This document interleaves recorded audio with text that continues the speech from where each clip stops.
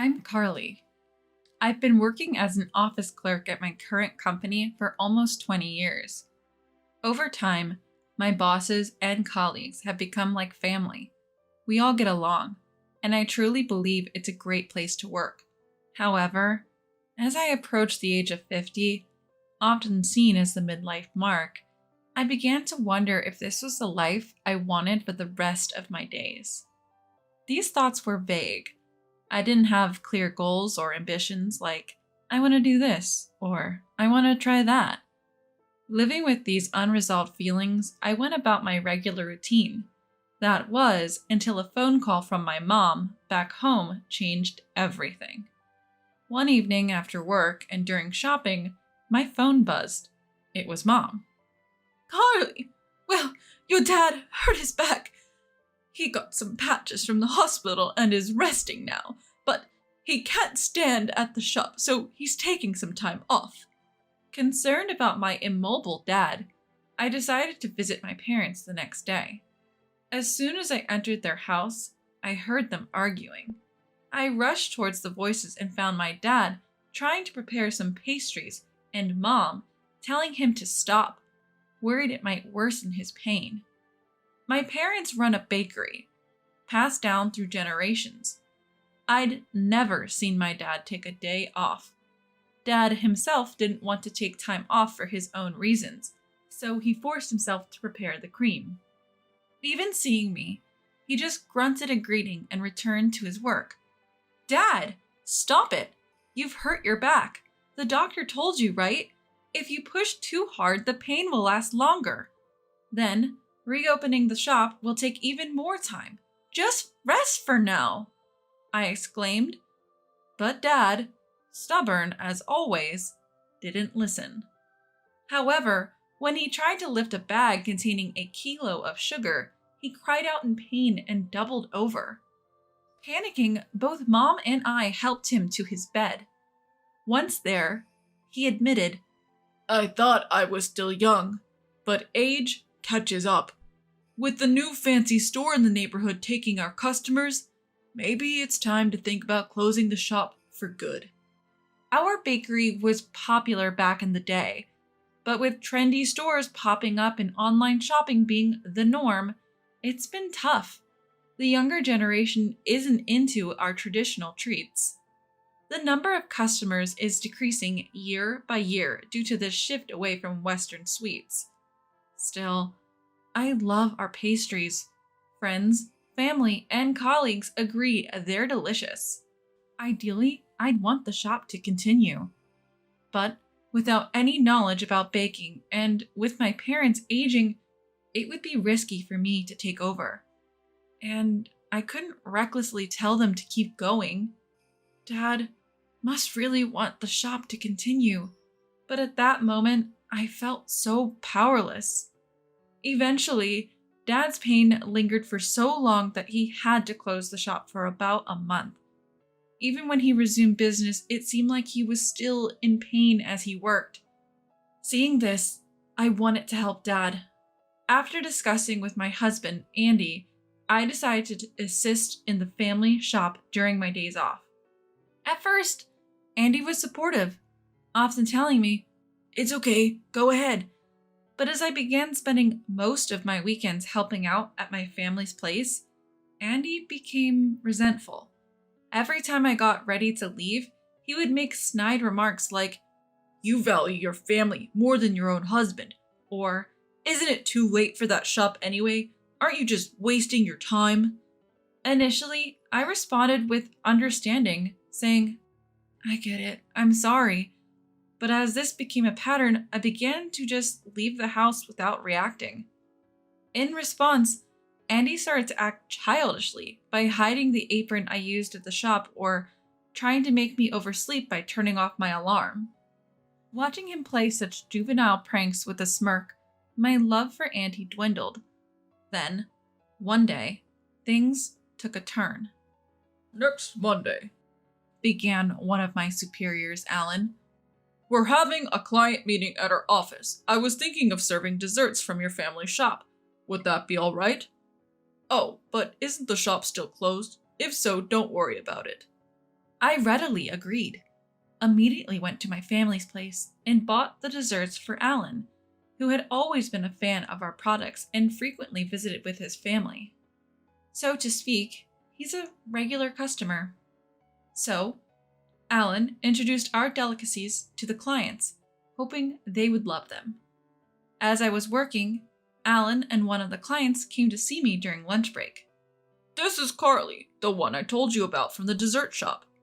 Alan introduced me out of the blue to the client.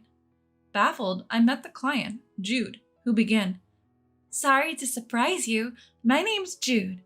The dessert I had earlier was so delicious. I had to know where it was from. When I found out it was from your family shop, I felt the need to thank you in person. I heard it's a long-established dessert shop. Is that why the flavor is so profound? It was truly amazing." According to Alan, Jude is a huge fan of desserts and even goes on dessert hopping with her family during weekends. I never expected someone to personally come to thank me. I was overwhelmed and tears welled up in my eyes. Taken aback by my sudden emotional outburst, I explained to the startled Alan and Jude, "I'm sorry, I didn't expect such appreciation. I think Dad would be thrilled to hear this, but I fear this flavor might end with Dad's generation. If you liked it, please visit the shop." Jude, surprised, asked, "Are you closing the shop?" I shared the circumstances at home and my feelings. "If you wish for the shop to continue, why not learn and take over, even if it's now? It's never too late. I have often thought about it myself, but quitting my current job and taking over my family store comes with its risks. And besides, even if I were to take over, I am not confident that the store's sales would recover. I am almost 50 years old, and I don't have the courage to start something new at this age. I don't even know where to begin. It's not just about keeping the store going, and since I have never been involved in the management or confectionery making, I'm anxious about whether I can handle it," I said. Jude thought for a moment before responding. "I hate lies, you know. Your family's confectionery was really delicious. If possible, I would like many people to taste this flavor. But I understand your anxiety. As we age, we become less inclined to take on new challenges. But I believe that it is never too late to start something new. Besides, you were just saying earlier that you wonder if your life is okay as it is now. If you think so, then now is your chance to change your life." Upon hearing that, it was as if a lightning bolt struck my head. While I said that I wanted to change myself, I never took any action and was just wasting time. Of course, taking over the store is by no means an easy task, and it is inevitable that I would cause trouble for both my company and my family. But now that my children are adults and independent, and Andy is working, things might work out after all. "I think you need time to talk with your family, and if you decide on anything, please contact me. I will help you," Jude said as she handed me her business card. It was truly a grateful encounter. That night, I talked to Andy about what happened today and told him that I wanted to explore ways to revive our family's confectionery store. However, he responded with a mocking attitude. "No way, you must be joking. Or are you trying to scam someone? There's no way that old and dirty store will become popular again. Besides, recently you've been using helping out as an excuse to neglect household chores. You should just give up and close the store gracefully, and you should just do the housework like you're supposed to," he said, laughing at the serious concerns I had confided in him. You may think that our store is old and about to go out of business, but there are people who like our store's tastes and are willing to support us, so I think there is still a chance. And if I don't do anything now, I will regret it for the rest of my life. I know I'm being selfish, but our children are independent now, and it looks like I'll be able to receive early retirement pay, so I should be able to get by for a while. And when I'm not around, you can just do the housework," I said. Andy's face clearly showed his displeasure as he said, "Huh? I married you because you could handle both work and housework, and now you're suddenly quitting your job to take over the store and neglecting housework? That's a breach of contract. And besides, if it were a young and beautiful female president, it would be newsworthy, but a nearly 50-year-old woman standing in the store won't work. Men all want to buy from young and beautiful women. I don't have any emotional attachment to the store, so I just wish it would go out of business already. Confectionery is outdated in this day and age anyway. Well, if you still want to take over the store after all I've said, then get a divorce first. I can't watch if you make a big mistake and end up in debt. Andy was all puffed up and acting arrogant. I figured he probably didn't really want a divorce. He must have thought I'd give in if he just mentioned it, but when I said, "All right, bring the divorce papers then," he looked shocked, even though he was the one who brought it up. Of course, I had my doubts and fears, but after much thought, I was determined to take over the shop. And yet, right from the start, he shot that idea down, made fun of it, and in the end, hinted at divorce just to get his way. Such a narrow-minded man, no thanks from me. Later on, he embarrassingly yelled, "You know what divorce means, right?" I calmly replied, "You are the one who suggested it after thinking it through, right? I've thought about it and I'm fine with it. Bring the papers." Seeing the hit to his pride, Andy's face turned beet red. The next week, he really did bring the divorce papers, shoving them in front of me. "If you sign this, we are strangers. Are you sure about this?" I had made up my mind. Silently, I took the papers and signed my name. Perhaps he expected me to hesitate because he looked completely stunned. "Yes, we are now strangers. I'll submit these. Let's discuss the details through our lawyers," I said, grabbing my packed bags and leaving the house. I went straight to my parents' house and explained the divorce and its circumstances. They were both shocked and a bit angry. I think our marriage was doomed from the start with a man who, instead of being supportive, opposed everything and badmouthed me and my family. It was bound to break down. It might be late, but I still love the taste of our shop and want to continue it. I will study hard, so please let me join the business, I pleaded. Eventually, my parents agreed. Soon after, I filed the divorce papers. We divorced without any division of property or compensation. Until the end, Andy warned, "You'll regret this." But I simply replied, "If I regret it, it's none of your business." And we parted ways. Juggling work and the family business was challenging for me, from developing new products, introducing machines, managing costs, promotions, and various other tasks. There were moments I felt overwhelmed, but each time, Jude was there to help and support, introducing me to various business contacts, helping me stay afloat. Trying to increase our online presence through social media was tough since neither my parents nor I were familiar with it. But after months of consistent posting with the help of my daughter, Layla, who is an expert in social media, we began to see an increase in likes. Still, Layla wasn't satisfied. She said we needed to go viral. When I asked her what that meant, she explained it's when something becomes a hot topic on social media. Wondering what could possibly make us go viral, I tried sharing our daily life, like preparing pastries and uploading videos of Mom reviewing them. While we did get likes, we were far from going viral, and I realized how hard it is to suddenly become a sensation. One day, while I was busy with office work, I got a call from Layla. I called her back during my break, and an excited Layla said, "Hey, Mom, the video of Grandpa the other day went super viral." Confused, I asked, "What do you mean?" It turns out a video of Dad interacting with a neighborhood dog was getting a lot of attention. People found the interaction between grandfather and the dog endearing, saying not only was the dog cute, but the joyful grandfather was even cuter. I never imagined he'd become famous this way, but thanks to that video, we started to attract younger customers, and Layla, sensing an opportunity, uploaded a short video of her dancing with Dad, which also became a hit. Our shop became more famous for Dad than our pastries, and we started to see customers occasionally asking for a photo with him. Later, we introduced adorable pastries themed around animals and plants, seasonal limited edition pastries, and even low-sugar options for health-conscious folks. As a result, our sales gradually but surely increased. When business started to pick up, I left my office job to focus solely on the bakery, actively participating in its management and pastry making. While I couldn't match the expertise of my skilled parents, I was genuinely happy to work alongside them in the shop. We also started mail order service, leading to orders from distant places. During busy times, even my children would help out, and our business quickly grew. Dad, initially resistant to new things, was overjoyed by the result. The last time the shop was this lively was when my own father was still alive.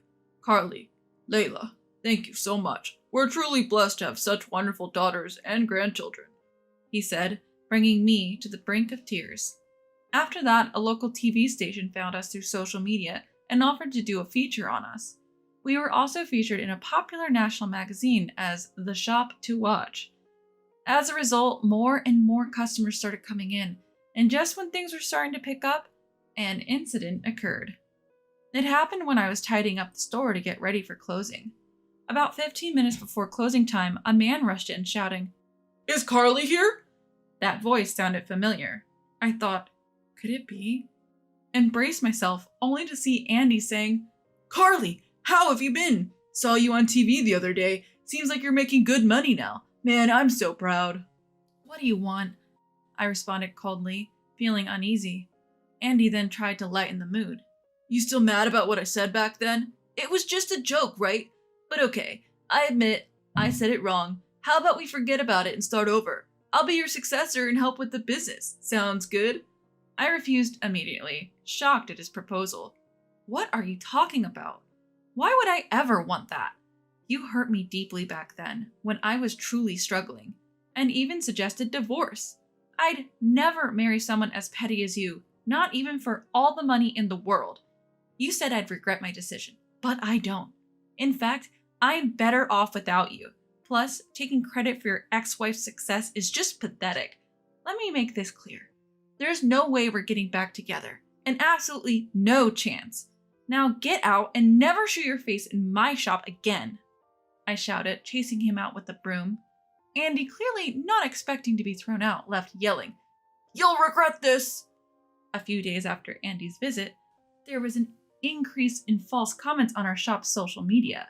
Accusations like, "This place used expired ingredients in their cakes," and "Their kitchen is filthy and infested with cockroaches. They serve desserts made in such conditions." Layla would always refute these claims, but then they'd quote her and make even nastier comments. Despite reporting these accounts, they'd come back using different profiles. Eventually, I decided to consult a lawyer. After some digging, we identified the culprit behind the false claims. As you might have guessed, it was Andy. Through our lawyer, we informed Andy that we were aware of his actions. We warned him that any further slander would result in legal action.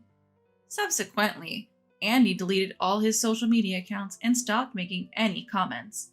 You'd think that was the end of it, but there was more to come. Though Andy stopped making negative comments on our shop's SNS, he apparently created fake accounts to continue his vendetta. Layla discovered this and showed it to me. Do you think this could be Dad? That's how we found out. There were posts bad-mouthing someone without naming names, but clearly referring to me. Among those posts was a melodramatic one saying, "Where did I go wrong in life?" It gave me the chills to think that a man nearing 60 would do something so petty. Layla captured screenshots of Andy's social media account and shared them. She then explained the baseless claims made by the individual, and our loyal customers rallied behind us. Making unfounded claims about unsanitary practices won't gain anyone's trust. After a while, Andy's fake account faced a social media backlash, and in panic, Andy deleted that account. However, someone managed to extract personal information from Andy's social media account, and astonishingly, the phone number of the company where Andy worked leaked out. The company then started receiving silent calls and prank calls making fun of Andy. Naturally, the company got wind of how this all started. While younger employees who use social media were buzzing about it, the senior executives, angry about the company being identified, were quite stern with Andy. Even if Andy wanted to switch jobs, it would be tough due to his age, and now he's treated like a pariah by his colleagues. You may wonder how I know all this. Well, a few days ago, Andy called me crying, shared the details, and in his usual self-centered manner, asked me to help him save face. Honestly, I keep regretting why I ever fell in love and married such a man. Of course, I declined all of Andy's requests and blocked his number. Now, What design should I go with for the new product? I pondered, trying to put thoughts of Andy behind me. My name is Shanna. I live in a suburban house with my 4-year-old son Jeremiah and my husband Darwin, who I've been married to for 6 years. We both share the housework and the childcare, and I work hard every day. I'm blessed with a gentle and well-behaved son and a supportive husband who understands my work life. Jeremiah was able to enter kindergarten safely, and he seems happy every day. Life is mostly smooth sailing, but there's one concern. There's a conspicuous person among the kindergarten parents who acts like the leader of the moms. I noticed her about a month after enrolling my son in kindergarten. It was when I went to pick up my son in the car. That kid's mom, don't you think she's kinda lame? Really, I know, right? I know, she seems so old ladyish. Don't you think she should pay more attention to her clothing? I was waiting near the gate for my son to come out, and these women happened to be nearby. At first, I thought I misheard, but they were gossiping about one of the parents. The central mom was speaking, and her entourage of moms were giggling.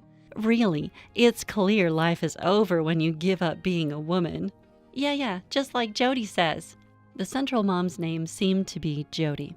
Since my husband and I took turns picking up, I didn't know about her existence until then. Ordinarily, I wouldn't want to get involved with people like these, but at that moment I was too rash. Excuse me, but you really should stop talking like that. I spoke up just as I would if talking to a child. Suddenly, the air froze, and the central mom's face tightened and her entourage turned pale. My son came running to me just as the central mom's trembling lips were about to retort. "Mommy, today was fun again!" Glancing at her son, who had jumped over, the woman left. At the time, I only thought, this might be a bit awkward. But the incident happened just the next day. Worse yet, from that day on, I had been in charge of my son's kindergarten activities for a while. It'll be tough, but I think he'll get over it in a month or so. Nah, I think it'll be fine if I manage my time well. I've already talked to everyone at work, and I'll figure it out. Luckily, my job is flexible enough to adjust to my convenience. I specify the schedule to my colleagues for when I'll be away, then hurriedly leave the office. Driving into the kindergarten, I felt a bad vibe the moment I stepped into the parking lot. What? I feel like the other moms are looking at me and talking about something. When I look at them, they quickly look away. I was clearly being excluded. Oh wow, it's been a while since I've felt like this. As I approached the moms who were whispering, they scatter like a retreating tide. I almost laughed, but I held it in and decided to wait by the wall for my son. That's Jeremiah's mom, apparently. She's rather flashy. Quite sharp looking, isn't she? In hushed tones, their voices reach me from a distance. It's hard not to notice them, even though I'm not sure if they're talking about me or not. What? She's just dressed up all flashy, that's all. The voice was so loud, I inadvertently looked sideways only to meet eyes with Jody, who was heavily made up. I thought, who are you to talk? But I didn't say it out loud. She flashed a smirking smile as I kept looking. Oh dear, I'm sorry. Did you hear that? Her followers chuckled at that remark. The other moms, watching from afar, became a bit noisy at the unusual atmosphere. I was unsure how to respond, but thinking that backing down would have repercussions later, I boldly stared back at Jody. No, I'm sorry, I couldn't hear you at all because your voice was so soft. Could you say that again, please? Just as I thought, when I glared back strongly, Jody's face twitched. People who lord over a group and bully those beneath them are surprisingly weak when confronted. But at that moment, she was unexpectedly shrewd. Uh-oh, this is bad. What should I do? Isn't it scary? I wonder if I made her mad. She momentarily backed off, then launched a strategy to paint me as the aggressor. Her followers seemed to catch on, turning their backs on me and whispering. Just as I was about to retort again, Jody's child came running. Come on, let's go. There's someone scary here. When Jody gave the order, her followers started getting into the car. As I watched them, feeling frustrated, one of Jody's followers tripped and spilled the contents of her bag. Oh! With a clatter, various small items scattered within a 6-foot radius. But none of Jody's group offered to help, and they all got into the car. With no other choice, I rushed over to help. I bent down to pick up the small items and park diary, etc. Are you okay? Oh, I'm sorry. Hey, hurry up and get in. Jody hurried her from the open passenger window. Then, sensing her mother's impatience, the girl next to her started to cry. Oh, I'm sorry, don't cry. Hey, is that notebook that flew over there yours too? Yes, it is. I'm sorry. I went to pick up the notebook that had flown the farthest and brushed off the gravel. Then Jody, who'd been anxiously tapping on the car, let out a big sigh. Ugh, that's enough. Don't talk to me ever again. What? The window whined as it closed. The girl knelt down on the ground in shock, and the car drove off, leaving a cloud of dust. Here, is this everything? Wait, what? As I was puzzled by the girl's sobbing, my son conveniently returned. I asked my son to play with her daughter so that I could chat with her for a bit. Need a tissue? Absolutely. Thank you. From afar, I handed her a tissue as I watched the children play tag in the park square. Somehow, we got into introductions, and I found out her daughter was in the same class as Jeremiah. I was reminded of my own lack of sociability. I also found out her name was Leticia for the first time then. I'm hopeless. I've always just gone with the flow. No, that's fine. More importantly, I had noticed something interesting among the items that had spilled from her bag earlier, a limited edition cosmetic known to those in the know. Do you like cosmetics? When I asked, Leticia's face lit up. Looking closer, I saw that she was indeed wearing makeup. Her technique was a drastic contrast to Jody's. Yes! Oh, sorry, I bought this because it was recommended on an app I've been using. Saying this, Leticia showed me her mobile phone. The logo displayed was very familiar. It was an app released by my company. I was hesitant to tell her when she said, "But I heard this is an app from Mr. McLaren's company. I like it because it has good taste, but I might have to delete it now." What? McLaren is Jody's last name, but there's no one with the last name McLaren among our employees. Do you like cosmetics too, Jeremiah's mom? Just call me Shanna. Yeah, I absolutely love them. Although I had many questions about Jody, I ended up chatting with Leticia for quite some time, and the children were left to their own devices. Before I knew it, 30 minutes had passed, and I ended up giving her a ride in my car. It was the first time I'd had someone I could call a mom friend, and it was so enjoyable to talk naturally.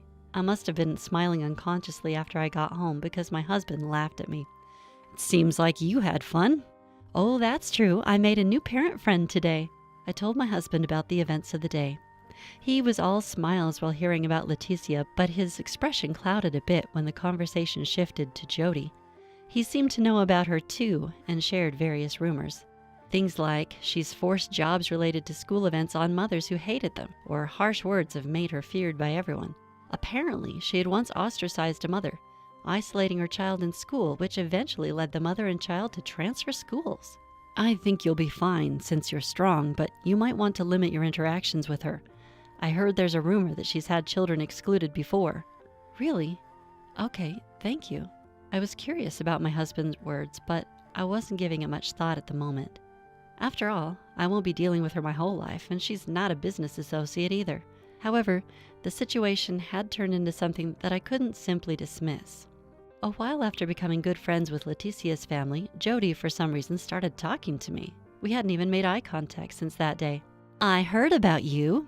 What could she be talking about, coming all the way to the parking lot to talk to me?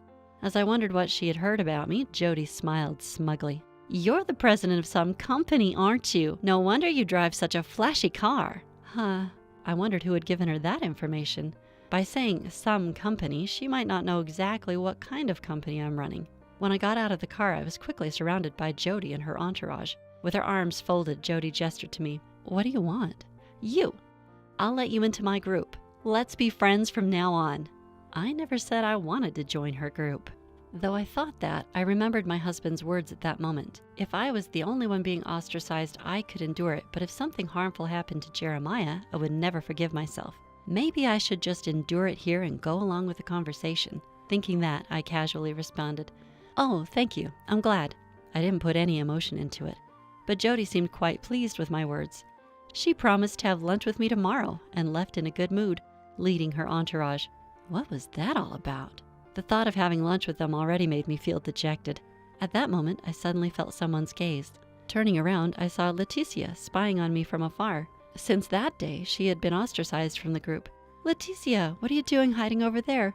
I'm sorry, Shanna, According to her, Jody had suddenly called her last night and thoroughly questioned her about me. She had accidentally let slip that I was a company president. I'm sorry. Maybe she's planning to take advantage of you. Apparently, Jody has a habit of making the weakest member of the group pay for all the lunches and parties. And until now, that person had been Leticia. What's that about? I once thought it was best to maintain a healthy distance with Jody, but I couldn't tolerate her treating Leticia, such a kind person, so horribly. I decided to change my strategy.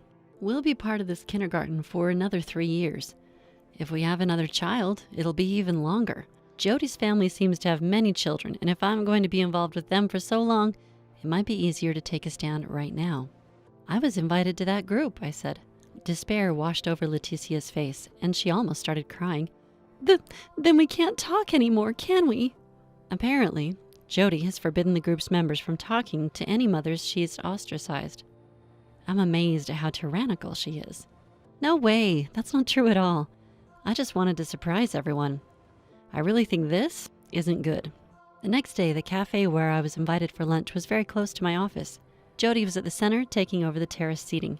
You know, you look very flashy, don't you? In a good way, of course. So with that and being a CEO, you must be incredible. You must be working hard and earning good money, right? I was bothered by the occasional condescending tone, but that wasn't what I wanted to hear about today. Speaking of which, that app is popular these days. From outside the cafe, I could see a large billboard at the top of a building advertising our company's app.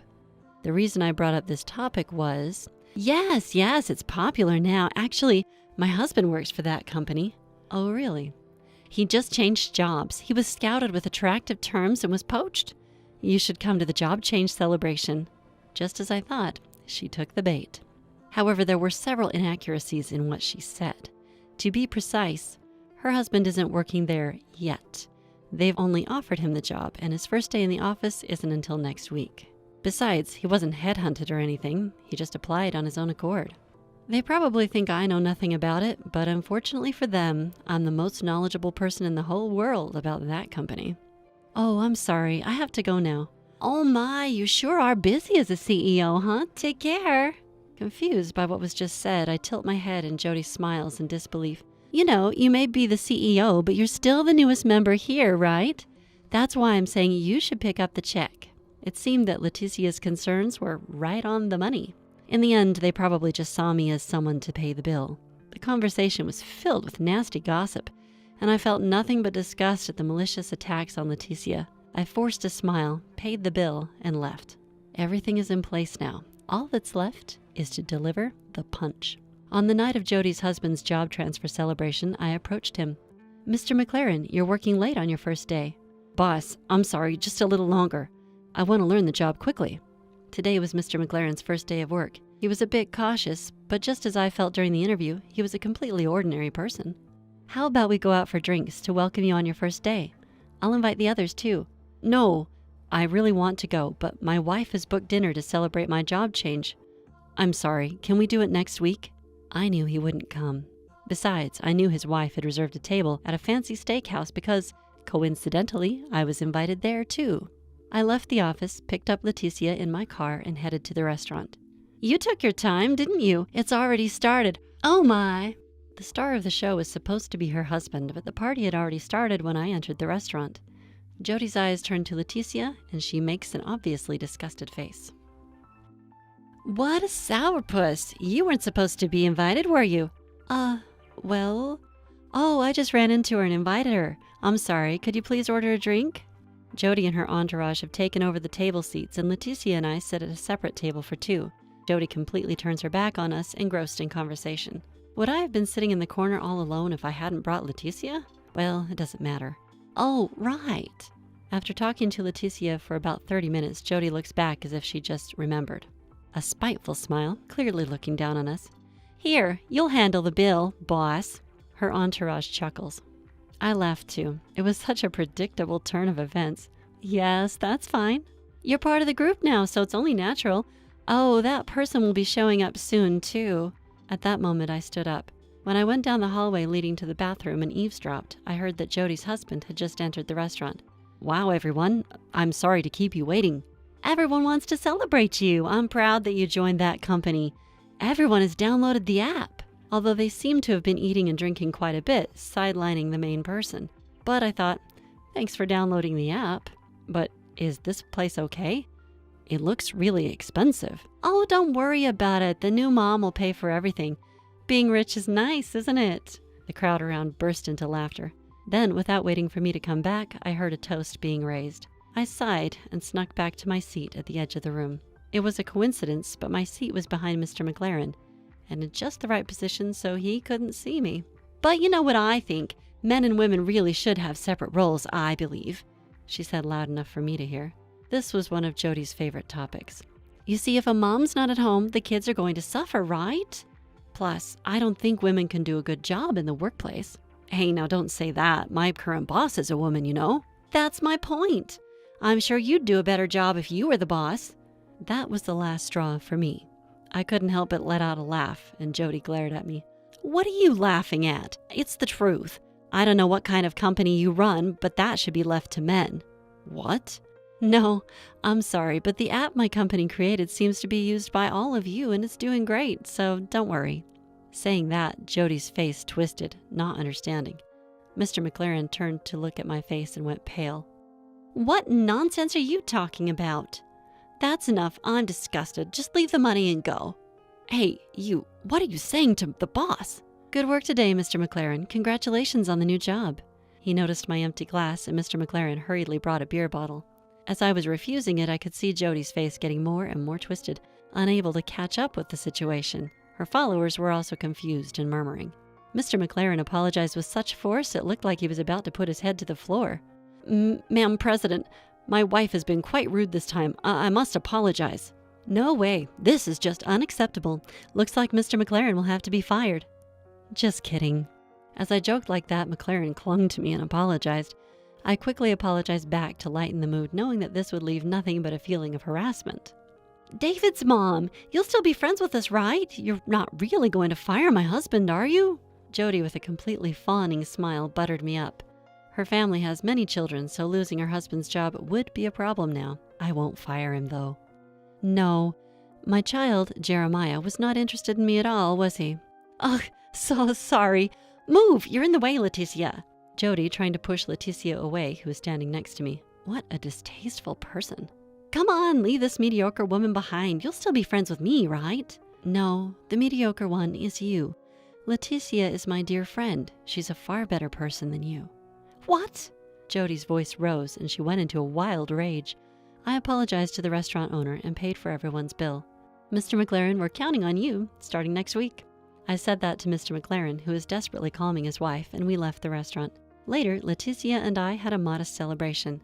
After that, Jody's group fell apart. None of her followers wanted to continue associating with Jody after witnessing her behavior that night. She began to avoid me and gradually lost her place in social circles. A month later, her entire demeanor had changed and she became quite subdued. She tried and failed to join other mom groups, but that's none of my business. Leticia and I continued our friendship, and we still visit each other with our families on holidays. McLaren and I have a business relationship, so personal matters don't come into play. Seeing how hard he works, I can't help but think the incident that night might have spurred him on. In any case, I believe that taking a strong stance from the beginning paid off. Perhaps in human relationships, taking the initiative is key to victory. I don't remember inviting you. She must be talking about her bragging party today, showing off her fancy high-rise apartment to everyone. Well, I don't remember being invited either, and I certainly had no desire to go. But she continued to confront me. Did you come for a tour or something? You, who can only afford such cheap and unimpressive clothes for your own daughter? She smirked, looking down on me. Hearing this, I decided to fight back. Is there a reason I shouldn't be here? Yes, this is no place for someone as poor as you. With one sentence, I stopped Jasmine in her tracks. As my words sunk in, her face turned ashen, then quickly flushed with anger. She couldn't believe what I had said and called me a lying bastard, which was rather amusing. My name is Ellen, and I'm a homemaker. I did want to work, but at my husband's request, I decided to focus on our home. But every day is filled with joy as I work hard for my family. My loving husband, our dear daughter, and I lead a life full of love and dedication. This story took place a few years after my daughter was born. She had grown up and it was time for her to attend preschool. Among several options, my husband and I chose the preschool where we believed our daughter could grow freely. At first, she was a little nervous, but she soon made many friends and enjoyed her days at preschool. I also made new friends, other moms, thanks to our children's friendships. But not all of these connections were pleasant. While most of them were kind, there were a few who always tried to one-up everyone else. The leader of this pack was Jasmine. According to other parents, Jasmine was a homemaker too, but her husband worked at a famous company. She seemed to brag a lot about being the wife of an employee at such a notable firm. Her stories were always about luxurious hotels, trips abroad, or buying designer items. Just recently, I had to listen to her boast about her lunch at a renowned chef's restaurant. While Jasmine seemed to have a few friends among the moms, I didn't want much to do with her. But it seems like we can't always choose who we encounter. On holiday, I took my daughter to the park and unexpectedly ran into Jasmine. "Oh, hello there," she approached me. Jasmine was dressed in an elegant, tight dress with delicate, strappy mules. Everything about her screamed expensive. It was all so outstandingly flashy and beautiful. Not exactly the outfit one would expect for a park outing with a child. "Hello," I managed to respond, doing my best to hide my discomfort. She then erased her expression and stared at me. I was puzzled, wondering if I'd done something wrong. But then I realized her gaze was focused on my daughter standing next to me. Upon seeing my daughter, Jasmine chuckled in a derisive manner, looking at me with a smirk, and then she turns to me with the smirk. "Hey, where do you buy your daughter's clothes?" I wonder why she's asking. Her next line answers my question quickly. "Those clothes look quite cheap. Don't you feel bad for your daughter?" Indeed, my daughter was wearing a simple t-shirt and skinny jeans that you could find anywhere. But it's not ragged, and I never really paid it any mind, so I just chuckled and let it slide. It seems like any response I give would just invite a counter-argument, so saying anything now would only lead to a headache. Better to avoid unnecessary confrontation. Seeing my forced smile, Jasmine apparently assumed she'd hit a nerve. With a triumphant look, she said, "If you can't afford anything better, let me know. I can give you some of my kids' old clothes. They're secondhand, though. If you want, I can even give you some of my clothes." I had no particular desire to accept her offer, so I responded vaguely with, "Sure, I'll keep that in mind if I ever need to." By this time, our kids were engrossed in different play equipment, so I was eager to end the conversation. "My daughter seems to want to play somewhere else, so I have to go," I told her. "Well, if you ever need help with clothes, don't hesitate to tell me." She waved flamboyantly, and we parted ways. Seeing my daughter's cheerful smile ahead of me, my irritation subsided. One day I heard Jasmine was inviting some close mom friends over to a party at her house. Apparently, she'd bought a newly built high-rise apartment with her husband's money. She probably planned to show off the apartment during her home party. I was not invited, but I had no interest in a party thrown by Jasmine and figured it would just be an opportunity for her to boast, so I didn't care. Rumor has it that there was a dress code for the dinner party. Apparently, the guests were instructed to wear ostentatious, brightly colored, and beautiful dresses, which aren't usually required at a casual home party. I also heard that moms from relatively affluent families were invited. Sure enough, looking at the guest list, there were moms with husbands working at global companies or whose families owned large pieces of land. The dress code was probably there to filter the guests. Realizing again that Jasmine judges people by their wealth, I was fed up just hearing about it. I genuinely considered how to avoid her as much as possible in the future. But as long as our kids were at the same preschool, that seemed unlikely. I hoped we'd never meet again privately, but after the recent incident at the park, I realized that we live in the same area and that it would be difficult. I wished that this problem would disappear completely someday. I even wished on a star. On another day, I found myself heading towards a high-rise apartment. I opened the automatic lock at the entrance, walked inside the building, and looked around the floor. Just then, a door creaked open.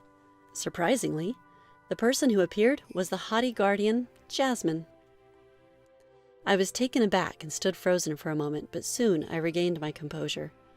"Well, hello there." No matter how much I disliked her, I figured I should at least say hello. However, Jasmine didn't respond, instead staring at me with wide eyes. We exchanged glances for a while until Jasmine furrowed her brows, a clear sign of her unhidden anger, and addressed me. I don't remember inviting you. Ah, she's referring to today's party. I don't recall being invited either, nor did I want to attend. Well, I wasn't invited, I responded matter-of-factly. Apparently, she didn't appreciate my response. Jasmine continued to confront me. Why are you here if you weren't invited? Why am I here, you ask? Did you come here to tour this high-rise apartment, even though you can only afford to dress your daughter in such drab and lowly clothing? She snickered at me with disdain. Hearing that, I thought, now is the perfect moment to counter Jasmine. I carefully chose my words to throw at her. Do you think I shouldn't be here? Yes, this is not a place for someone like you. Why is that? Because for someone poor like you, well, this is actually my home. As my words overlapped with Jasmine's, her movements came to a complete halt. Her face turned pale when she realized what I had said. She probably hadn't expected that response at all. Her eyes were black and white, as if she didn't understand. She blinked in disbelief, trying to digest the situation. Instantly, Jasmine's face turned red with anger. What do you mean? Explain yourself. Let me clarify for you then. Actually, my husband is the president of several companies. They may not be famous companies, but thanks to the income generated from these businesses, we earn significantly more than the average person. He owns several properties across Japan, and the new high-rise apartment building where we are now is built on one of his properties. So this apartment building is owned by my husband, which means it's our home. I regularly visit this high-rise apartment because my husband entrusted its management to me. He understood that I wanted to work, so he gave me this job. I explained the situation to her in a nutshell. Upon hearing this, Jasmine raised her eyebrows and shouted, What? I didn't know about this! When I signed the contract for the apartment, I didn't meet you. I met a man who was the manager. Oh, that must have been my husband. He took over for me this time for the key handover, so I didn't get a chance to meet you. You can tell as many lies as you want. With that parting shot, she went back into her home. To my surprise, Jasmine returned to the entrance. She seemed to have gathered an assortment of things from her home, children's toys, stuffed animals, stationery, clothes, all jumbled up in her arms. You're the one dressing your kid in such pitiful clothes. Stop lying. With that, Jasmine started throwing the items she was holding at me. There's no way you earn more than me. Jasmine's sudden outburst caught me by surprise, but her rage seemed to be running unchecked. Before I had a chance to react, the object she'd thrown whizzed past me. The sound of it hitting the floor echoed hollowly, a reminder of her uncontrolled anger. I decided then that it was high time to set the record straight about the park incident as well. About my daughter's clothes that day. What? Do you remember the day we were at the park? What does that have to do with anything? My daughter loves playing in the sand. I figured she'd get dirty anyway, so I dressed her in clothes that could handle a little grime. That's a lie. It's the truth. Here, look. I pulled out my phone and showed her a photo from my album. Jasmine froze as she looked at the picture. In it, our family of 3 was all smiles, with my daughter wearing a recognizable children's brand outfit in the center. Jasmine's eyes widened even further in surprise as she took it in.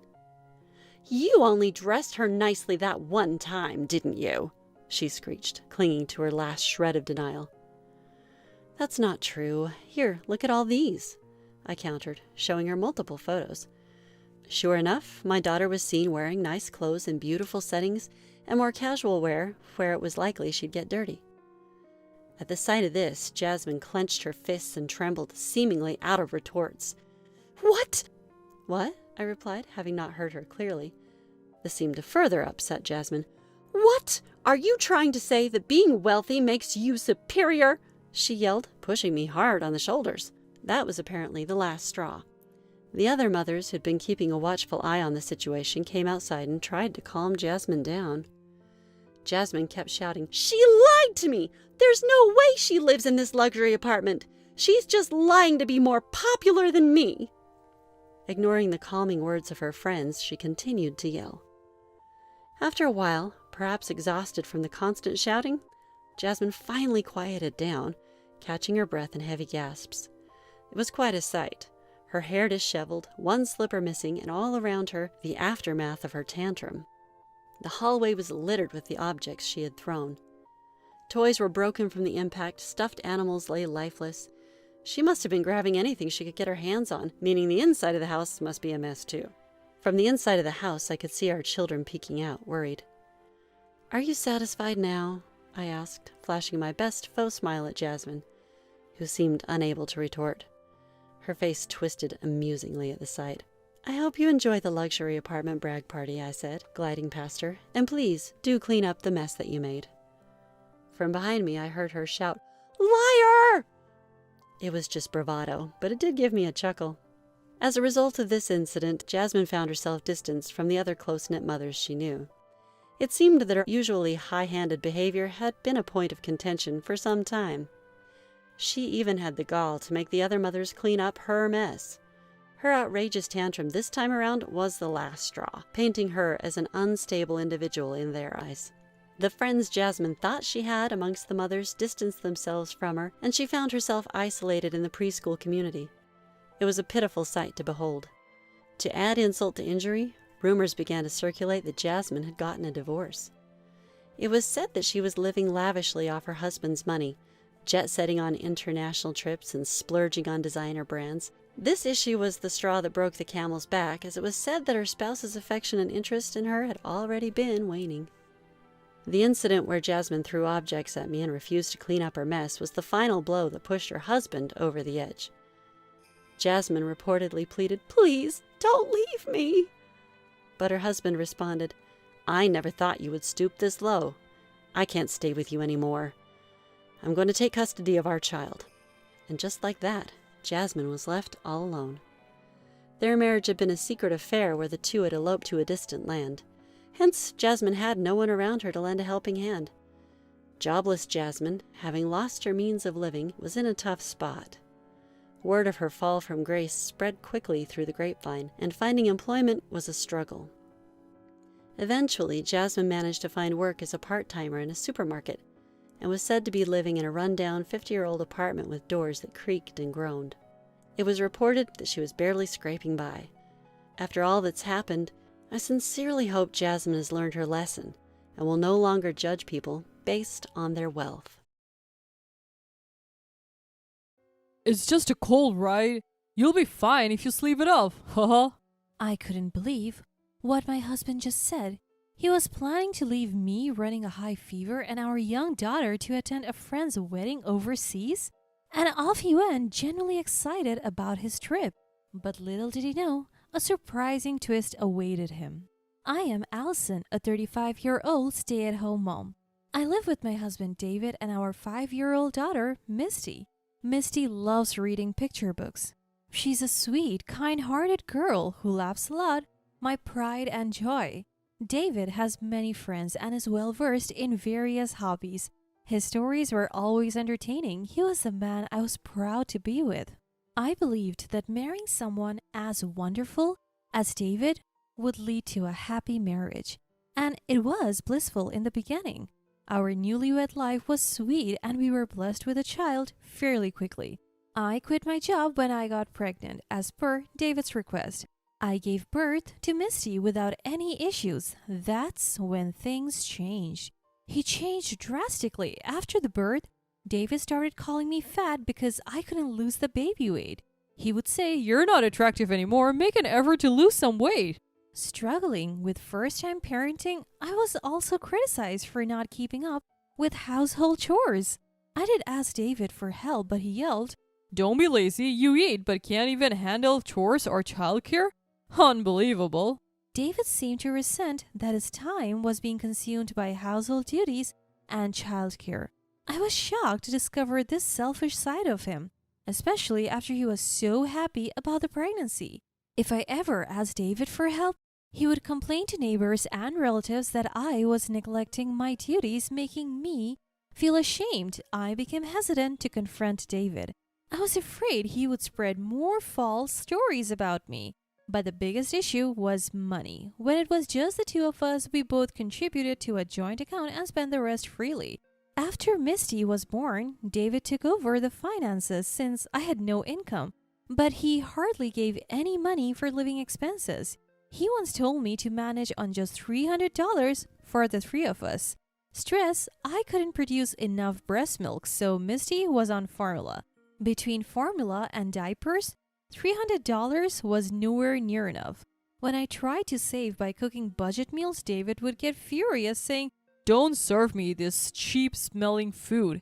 I even suggested getting a job to help out, but David looked down on me, saying, "You can't even handle housework, let alone work and raise a child. You're planning to slack off and make me do everything, aren't you? Just manage with the money I give you." David was absolutely against me working, perhaps fearing it would add to his household responsibilities. Now that Misty is 5, David seems to have lost interest in her. He often ignores her when she tries to talk to him, preferring to play with his phone instead. I thought marrying David would lead to a happy family, but I was completely wrong. Seeing Misty downcast because David ignores her and won't play with her breaks my heart. Then one day I discovered that David had used the money we had been saving for Misty's education. I'm not working, and I think we are barely making ends meet each month. David is supposed to be managing our finances, but he won't tell me how much we are saving. Maybe we are not saving at all and running a deficit each month?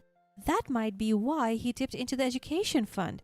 When I asked David about it, he refused to disclose what he had spent the money on. Finally, he snapped, "I earned this money now, so how I spend it is my business. You and Misty eat because of me, so stop complaining."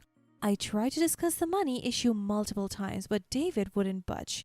Our conversations went nowhere. Then, David dropped a bombshell. "A friend invited me to their wedding overseas." I couldn't believe my ears. Even if his friends cover some travel expenses, going overseas would still cost a fair amount. We are in a situation where we can't even afford Misty's education, and how can we afford an overseas trip? I tried to discuss this, but David ignored me and started preparing for the trip. Honestly, I considered divorce, but thinking of Misty held me back. She only has one father, and I couldn't bring myself to take that away from her. The day before David's departure arrived, and I was stuck with a high fever.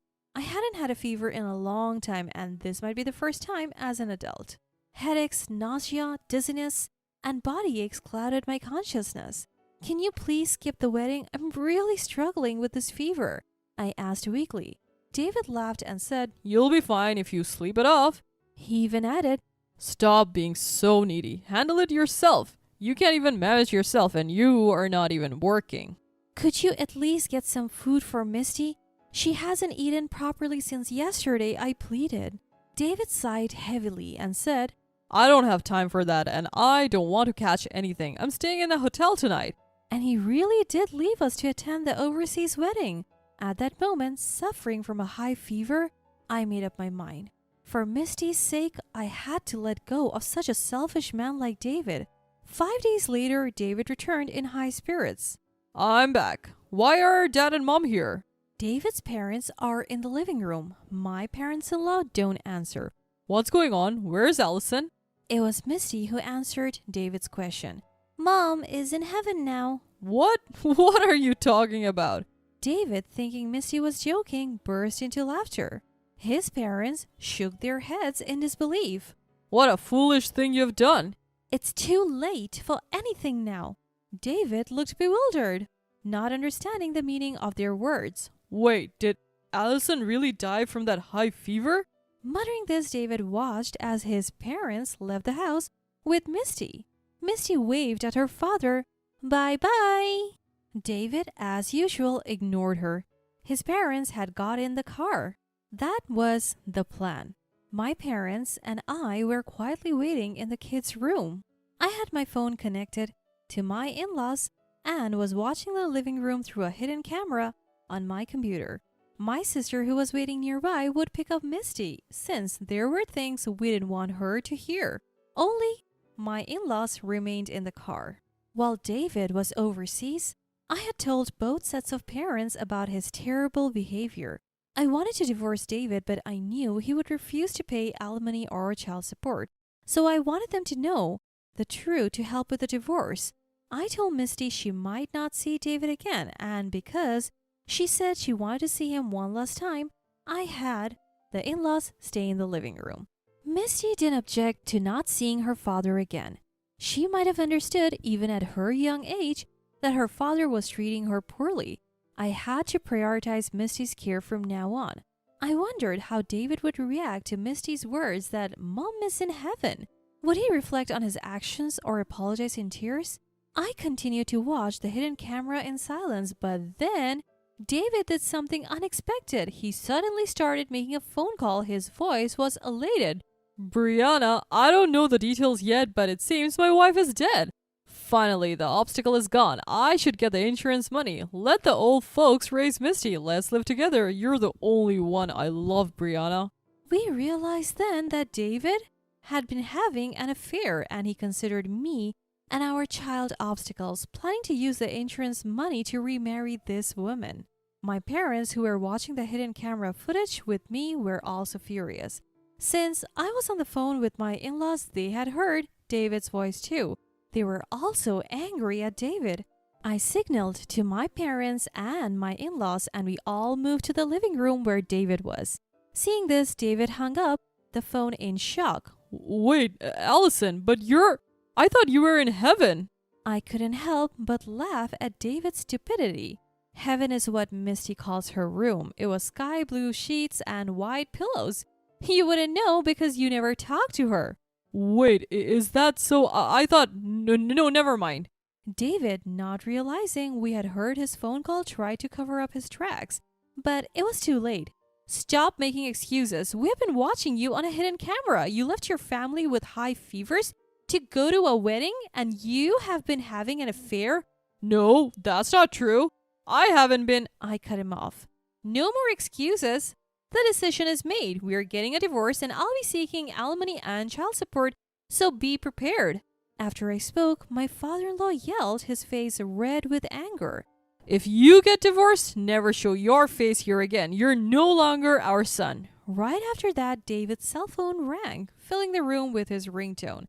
David didn't move, so I grabbed his phone to check. The caller was Brianna, David's mistress. I answered the call and put it on speaker so everyone could hear. Hello? What was that call about earlier? Living together is a joke, right? I have a fiancé, so stop getting the wrong idea. I can't be with a delusional man. Don't contact me again. With that, she hung up. David, now dumped by his mistress too, turned pale and groveled at my feet, begging for forgiveness. I'm sorry. Please forgive me. If my family disowns me, you're the only one I can rely on. Plus, I can't afford to pay alimony or anything like that. I've already spent so much on Brianna during this trip. David started rambling, even though no one asked him to explain. I glared at him. So you didn't go to a wedding? You abandoned your family for a romantic getaway? Oh, well, you see. David couldn't find the words to defend himself. To think he was foolish enough to abandon his family and ruin himself by confessing an affair? I wondered why I ever married such an idiot. I should have decided to divorce him much sooner. Watching David continue to make a fool of himself, I resolved to move on with my life. Just Misty and me. Later, I checked David's phone and found numerous photos and videos from his trip with his mistress. The story about attending a friend's wedding was clearly a lie. I took this evidence to a lawyer. I formally filed for divorce, seeking compensation and child support. The lawyer visited Brianna, who apparently works at a nightclub, to verify the amount David had spent on her. She claimed she was just entertaining an old man as part of her job, but David foolishly insisted they were in love, causing a big fuss. It became clear that David had been financially supporting Brianna. That's probably why he had been giving me so little for living expenses and even dipping into Misty's college fund. David's life became miserable, burdened with debt from his lavish spending and now additional compensation. It also turned out that he lost his standing at his company when his affair and romantic trips came to light. Apparently, The nightclub where Brianna works is a popular spot for David's colleagues, so David confronted Brianna, causing a scene. Some of David's co-workers were there, and word of the affair spread throughout the company. I guess he confronted her because he didn't know she was engaged, but I can't be sure. It's pathetic how he let a young woman manipulate him. This incident led to David becoming isolated at work. He really is a hopeless case. I heard David got demoted and took a significant pay cut. The lawyer who helped me with the divorce and alimony also updated me on Brianna's situation. It seems she met a grim end too. Her fiancé, a regular at the club, found out about her affair with David and called off their engagement. He even demanded compensation for the wedding expenses they had already incurred. Struggling to pay the hefty sum, Brianna tried to swindle money from other customers, but of course, you can't keep something like that a secret. As expected, the club found out and fired her. Now, Brianna is working multiple part-time jobs to pay off her debts, living alone in a cramped apartment. As for me, I moved back home and am living with my parents and Misty. I'm relieved to be away from the neighbors who believed the rumors and lies David spread about me. Life is much more relaxed now. My parents dote on Misty, who seems happier than when she lived with David. David has come to my parents' house a few times, begging for another chance, but my dad has been turning him away. Neither Misty nor I have any desire to see him. If Misty ever says she wants to see him, I'll consider it, but for now, she doesn't want to meet her father. I have no intention of reconciling with David, so there's no reason to talk to him. If he becomes too persistent, I'm considering involving the police. Looking at where David and his mistress Brianna are now, I realize how scary affairs can be. They have lost everything and are forced to live a bottom-tier life. It's their own fault. From now on, I want to focus on cherishing the happiness I have with my parents and Misty and forget about David. My name is Myra. I reconnected with Corey, my current partner, at a high school reunion. Back in high school, we just knew each other's names and faces. But we hit it off at the reunion after sitting next to each other and started dating soon after. Corey proposed to me recently, so we're getting married. I had met my future in-laws, father-in-law, and mother-in-law a few times since Corey and I started dating. The only person I hadn't met was Corey's sister, Kristen. While father-in-law and mother-in-law always welcomed me warmly, Kristen would never come out of her room, and it's been bothering me. What does Kristen think of me? Don't worry about her. She's just shy. On the day of the family meeting, Corey tried to calm my nerves by saying that Kristen was just shy. I felt relieved hearing Corey's words, but we soon discovered that the assumption she's just shy was a major mistake. We're so happy that you're going to be Corey's wife. Corey, you've really stepped up. Make sure you make Myra happy. I will. Both father-in-law and mother-in-law were thrilled when we told them we're getting married. Just need to tell Kristen too, mother-in-law said, leaving her seat. As Corey, father-in-law, and I were chatting, a loud voice came from Kristen's room. What? Startled, we heard the sound of a door slamming. Kristen stormed into the room and glared at me. I will never accept this marriage. As I stood there shocked, mother-in-law followed Kristen, saying, Hold on, Kristen. But Kristen didn't stop. Marriage is disgusting. Just the thought of having strangers in the house is bad enough, but getting married? Seriously, no way. That's just gross. Kristen! Father-in-law raised his voice in anger, but Kristen ignored him, scanning me from head to toe. Then, crossing her arms, she snorted. Corey's taste in women is just awful. Why on earth would he marry someone as unattractive as you? Just thinking about what the kids would look like sends shivers down my spine. Can Corey even handle raising a child like this? Of course he can. What are you even saying, sis? Anyway, I'm against this marriage. I don't want her in our family. Don't you dare show your face here ever again. At Kristen's outburst, Corey and his parents scramble in panic. Stop it!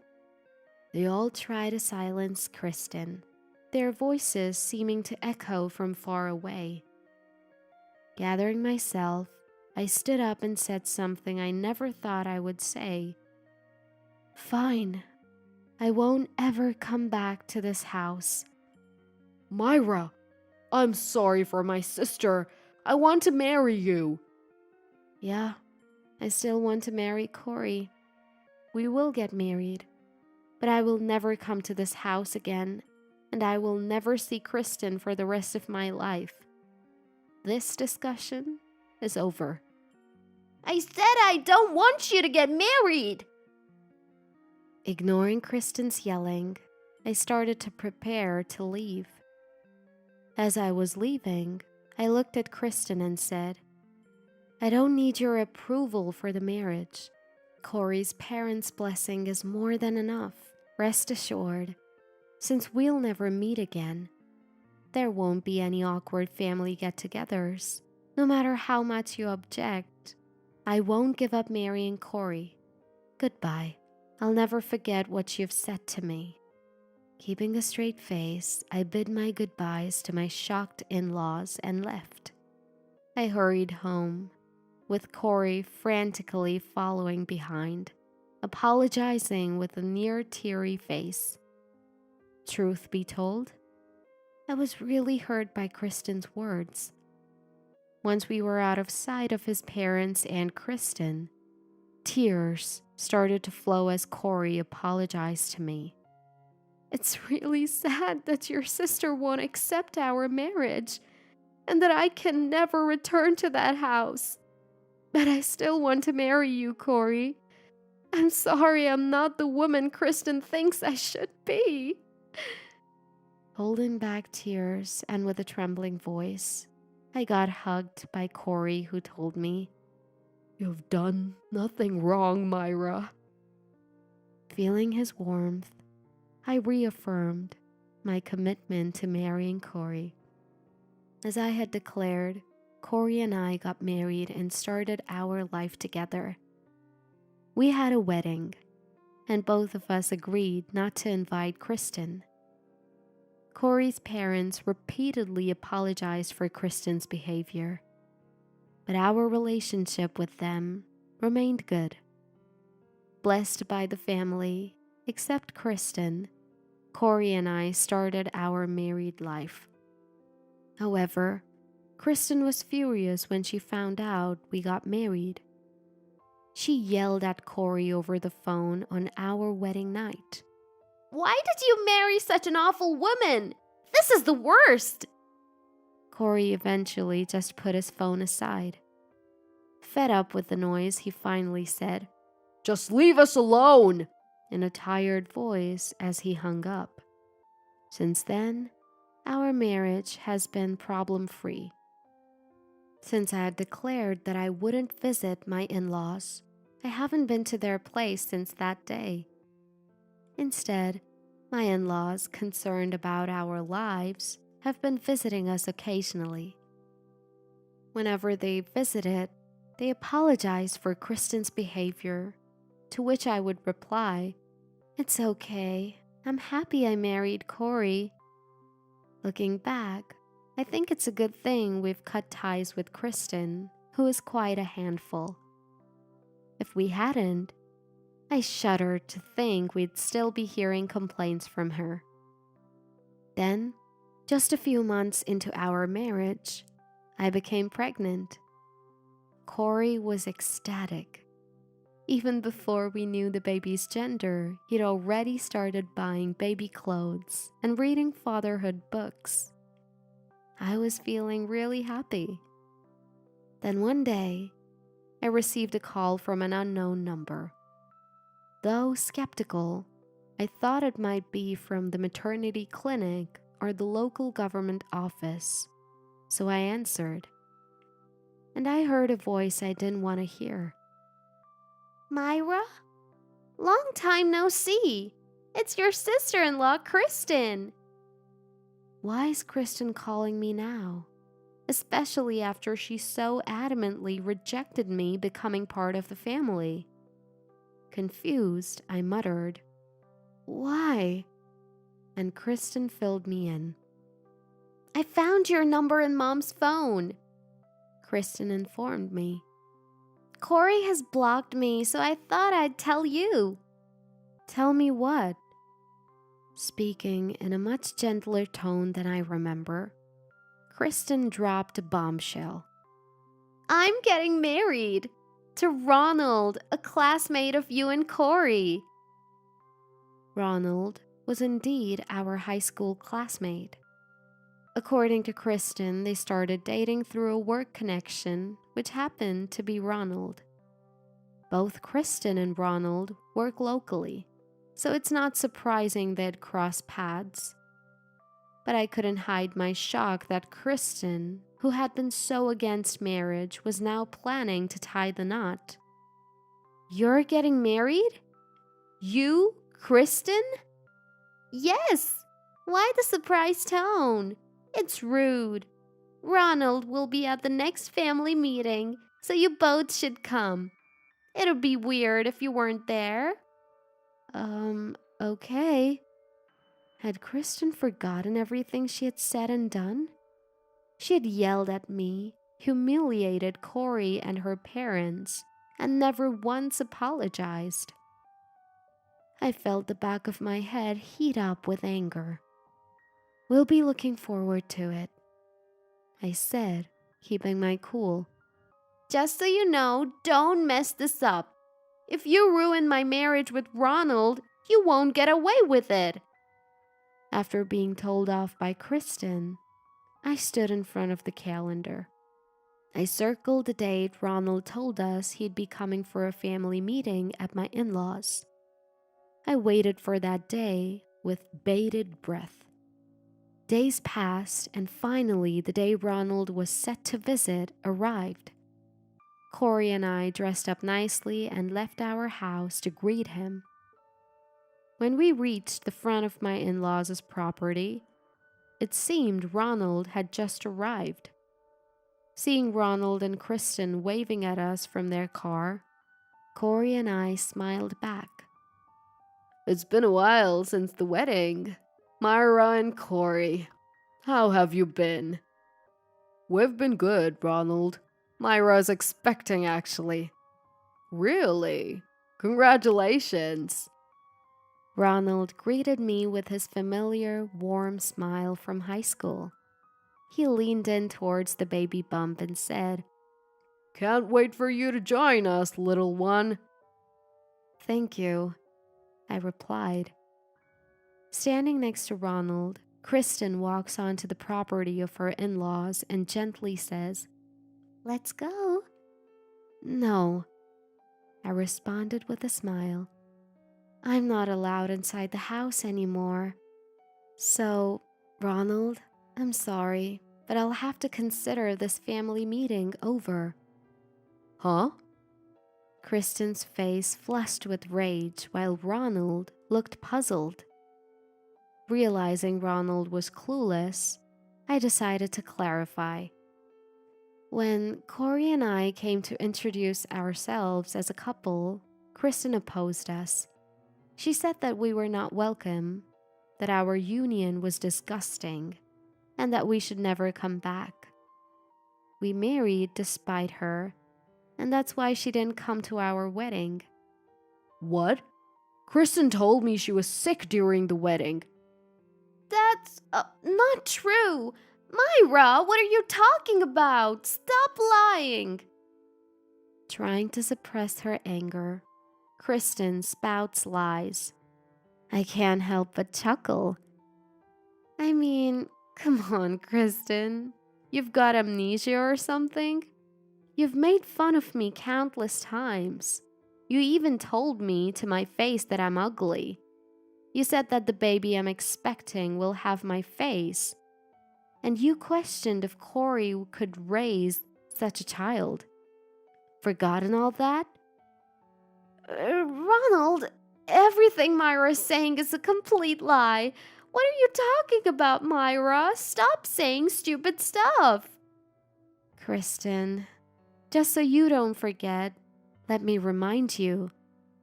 I will never enter this house, and I will never forget what you've said to me. Kristen looks at me with cold eyes and forcibly grabs my hand. Enough of this nonsense. Even Ronald is losing patience. Let's get inside. Corey and Ronald release my hand from Kristen's forceful grip. Ronald? Kristen falls flat on her butt, looking dazed. Her pretty dress is now soiled with dirt. Ronald doesn't offer her a hand and just looks down at her. Is what Myra's saying true? It's a lie. All lies. Myra has a problem with making stuff up, right, Corey? Kristen almost threatens with her tone, but Corey sighs. Sis, you're embarrassing yourself. What Myra is saying is true. If you're thinking of marrying Ronald, you better acknowledge this aspect of yourself. Upon hearing Corey's words, Ronald pauses for a moment and then starts walking towards the car. Wait! Ronald! Kristen chases after Ronald in her dirt-covered dress, but he won't let her into the car.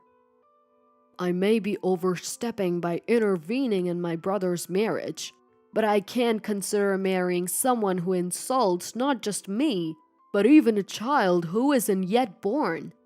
No offense to the family, but I'll be going home today. We'll talk some other time. Don't say that! Please, Ronald!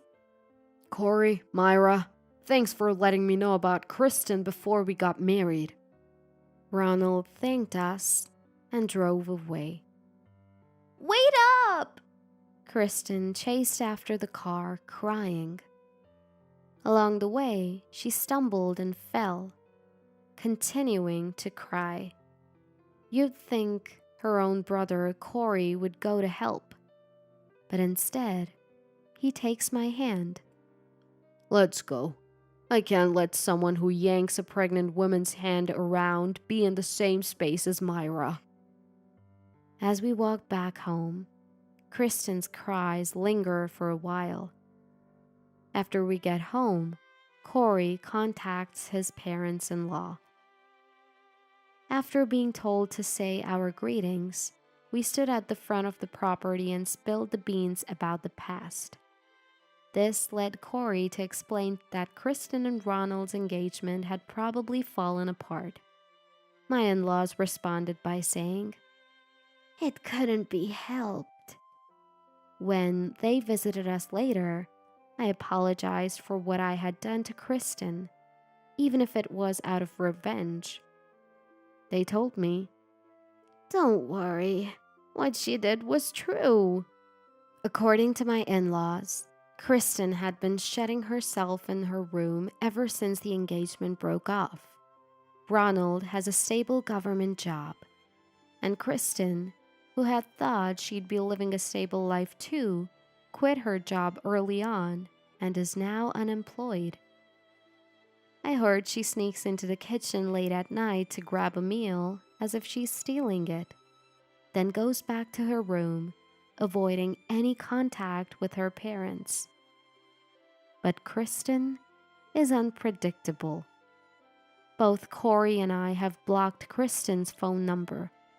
We moved to a bigger house since we have a baby on the way, and specifically asked my in-laws not to share our new address with Kristen. It seems like our decision was the right one.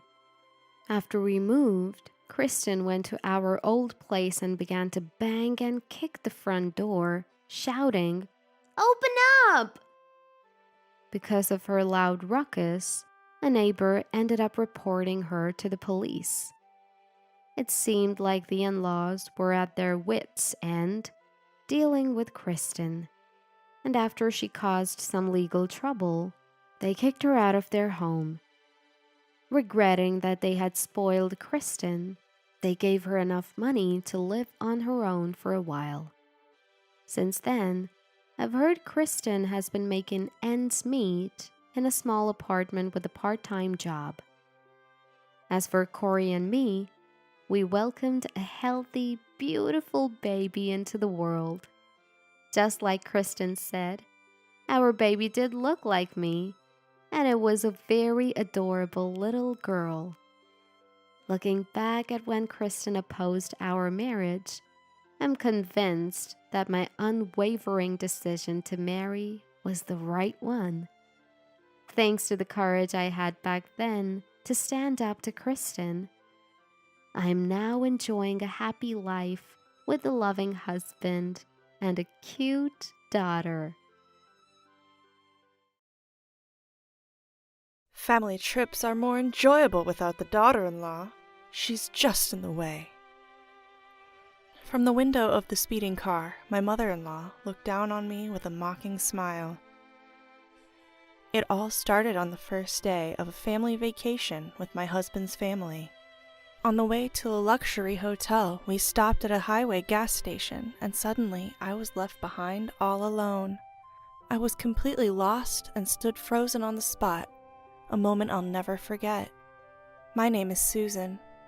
I'm 30 years old, and I focus on housework, not working outside the home. My husband, Thomas, is a management consultant and often away from home. Since I spend a lot of time alone and my husband has been covering all of mother-in-law's living expenses since my father-in-law passed away, we decided to live with her in our home. Mother-in-law was thrilled that her only son was moving back home, but she seemed displeased that I, his wife, was coming along. I'm not glamorous and I have no interest in designer brands. I do a lot of water-related chores, so even with care, my hands get rough and I choose clothes that are easy to move in. To mother-in-law, I seemed like an embarrassing daughter-in-law to show others. Mother-in-law, Linda, has always been a show-off, obsessed with appearance and brands. She's long since spent her grandfather's inheritance and her savings, but she has no intention of changing her luxurious lifestyle, always begging my husband for more. My husband always firmly refused, saying, "I'm giving you living expenses, not money for luxuries." But mother-in-law never gave up, always causing trouble. Furthermore, my sister-in-law and her husband live nearby. Sister-in-law, Jessica, has the same character as her mother, always making snide remarks like, "Thomas could do better than a plain woman like you." She comes to our house every day, demanding meals, baths, and drinks, but never contributes money or helps with chores. "You're Thomas's wife, so it's only natural that you do all the housework. You're not good-looking, so at least keep the house clean. Thomas is too kind. Susan has always been poor and doesn't understand anything about brands, right?" Yet mother-in-law would tell my husband, "I do all the housework myself." And sister-in-law would claim, "We're good friends." I've been working in customer service, so I've been using that experience to avoid major conflicts with mother-in-law and sister-in-law for the past few years. But my husband noticed everything, from me doing all the housework to sister-in-law's terrible attitude, but he didn't confront them directly because I asked him not to. I wanted to avoid a complete breakdown with my husband's family, no matter what they did to me. My husband respected my feelings. "But you don't have to push yourself too hard. I'm okay with cutting ties and living separately." "Thank you, but I want to try a little harder. So I'm thinking of planning a family trip to improve our relationship. What do you think?" That sounds good. I can take time off next month, so let's all go on this year's trip. Since we were dating, my husband and I have been traveling regularly. Even after moving in with my mother-in-law, my husband and I enjoy occasional trips just for the two of us. But once mother-in-law and my sister-in-law realized we were staying at luxury and famous hotels, they insisted on coming along. You two are so heartless, going on luxurious trips without us. From now on, take us with you and make sure it's extravagant. Because they were so persistent, I told them that this time we had booked a luxurious hotel for the whole family, including sister-in-law's husband. Mother-in-law and sister-in-law were thrilled. But just before the trip, my husband's work made it impossible for him to join us. I thought about postponing the trip, but mother-in-law had already bragged to the neighbors about the souvenirs, so she insisted we couldn't change the plans now. Reluctantly, I agreed to go with the four of us, excluding my husband. On the day, I put mother-in-law and sister-in-law's luggage in the trunk, and since there was no room left, I carried my travel bag inside the car. Throughout the drive, mother-in-law and sister-in-law kept making snide remarks from the back seat. Feeling fed up, I glanced at the empty passenger seat where only my travel bag sat, and I began to feel a little uneasy without my husband. Even as I drove onto the highway, mother-in-law's complaints never stopped. You're driving so slowly. Are you just careless because Thomas isn't here? Really? There was an accident today, so... You're just good at making excuses. You must have deceived Thomas the same way. I didn't deceive anyone. If only slow Susan weren't here, this trip would be more fun, right, Mom? Yes, indeed. Eventually, as we were about to arrive at yet another gas station, sister-in-law surprisingly suggested, "Let my husband drive the rest of the way. You must be tired, Susan." Having been forced to prepare mother-in-law's luggage and clean the house before our early departure, I was exhausted and agreed. "Susan, could you buy drinks for everyone?" As I got out of the car to switch drivers, mother-in-law gave me a friendly smile, unlike her usual self. Sure, that's fine. Mother-in-law and sister-in-law were unusually kind. Maybe they want to improve our relationship just like I do. That's good. I felt relieved and was about to walk away from the car when suddenly the engine started. And mother-in-law threw my luggage out of the car. Then mother-in-law yelled at me with a big smile. "Family trips are more enjoyable without the daughter-in-law. You're just in the way." I stood there, watching the car drive away, leaving me and my travel bag behind. I was completely lost and stood still for a moment. I will never forget the words mother-in-law said to me at that moment. Finally, I realized that no matter how much I did for mother-in-law and sister-in-law, it was all in vain. Reaching for my travel bag left in the parking space, my vision suddenly blurred. Surprised, I ran to the restroom, covering my eyes with a hand towel, and tears began to flow uncontrollably. I don't remember how long I was there, but I noticed a call on my mobile phone and checked the message. It was from my husband, who had finished work early, expressing concern about the trip with mother-in-law and the others. While I was reading the message, my husband called.